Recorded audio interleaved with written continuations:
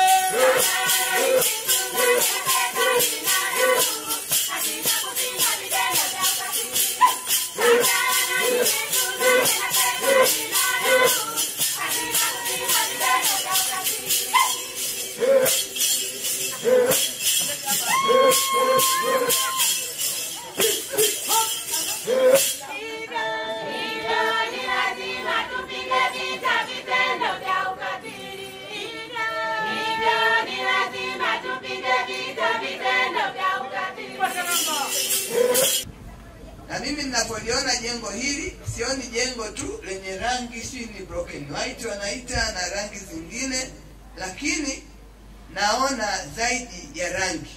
Naona watu wanaotoka humu wakiwa wamejaa matumaini. Naona watu wakiwa wanatoka humu wakiwa na furaha, lakini naona watu ambao wamerudisha heshima yao kwenye jamii baada ya kupata haki waliostahili kupitia TAWLA. Napenda pia kutambua na kutoa pongezi kwa kazi kubwa na nzuri inayofanywa na TAWLA, ambapo mmeendelea kuwa sauti ya wanawake na watoto waliokosa ulinzi wa kisheria, lakini pia mmechochea mabadiliko ya sheria kandamizi. Mmefanya tafiti zenye mchango mkubwa katika sera na mmesaidia wanawake wengi, watoto na jamii kwa ujumla kupata elimu ya kisheria, ujasiri na uhuru wa kujitokeza kudai haki zao. Najua sisi ambao hatujasoma sheria tulikuwa na changamoto sana. Tunajiuliza, mtu akikosa anaambiwa, hata akisema sijui sheria anaambiwa hiyo haijalishi umekosa kwa sababu hujui sheria. Si ndio mnasema kwa lugha ile nyingine tunasema wewe ni ladha fulani hivi.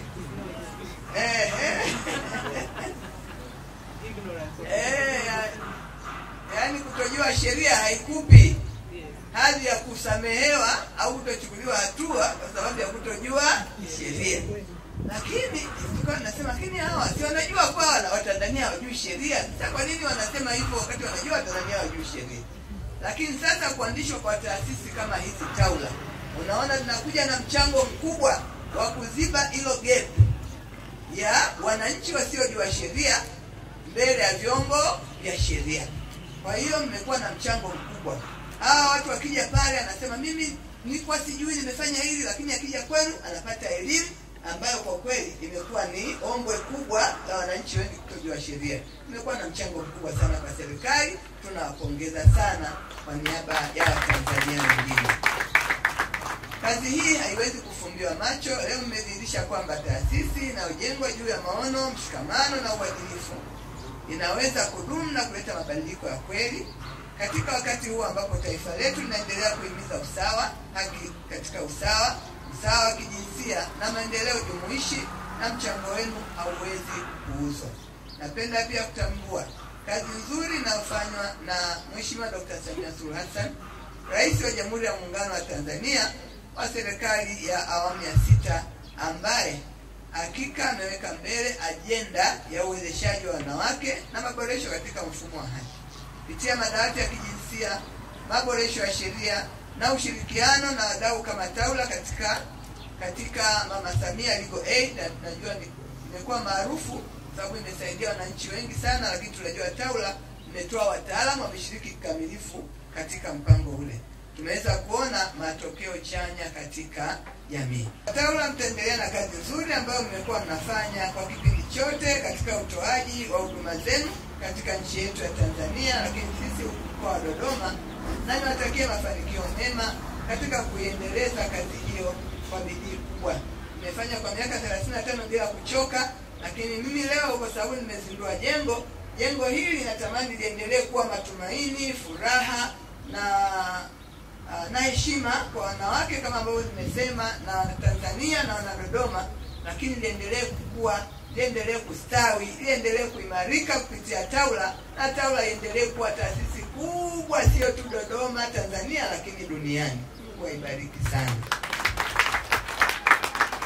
Na jengo tulishalizindua, sasa tulizindui mara ya pili tena, lakini sasa labda nitamke kuwa nimeshazindua rasmi jengo hili ya ofisi ya TAWLA katika mkoa wa Dodoma.